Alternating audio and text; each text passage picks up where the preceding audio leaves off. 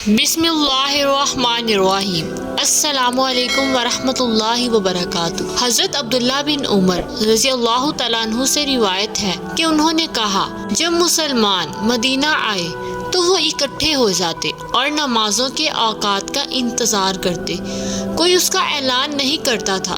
ایک دن انہوں نے اس کے بارے میں گفتگو کی تو بعض نے کہا، عیسائیوں کے گھنٹے کے مانند 1 گھنٹہ لے لو، اور بعض نے کہا، یہود کے کرنا جیسا کرنا۔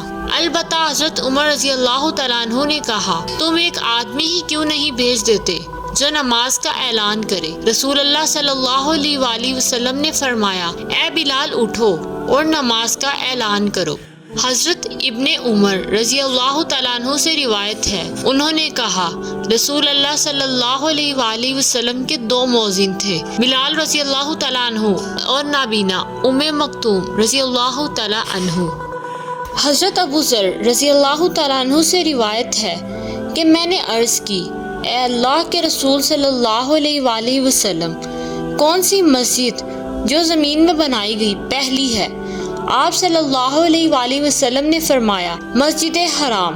میں نے پوچھا، پھر کون سی؟ فرمایا، مسجد اقصیٰ۔ میں نے پھر پوچھا، دونوں کی تعمیر کے مابین کتنا زمانہ تھا؟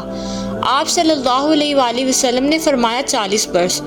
اور جہاں بھی تمہارے لیے نماز کا وقت ہو جائے، نماز پڑھ لو، وہی جگہ مسجد ہے۔ ابو کامل کی حدیث میں ہے، پھر جہاں بھی تمہاری نماز کا وقت ہو جائے اسے پڑھ لو، بلا شبہ وہی جگہ مسجد ہے۔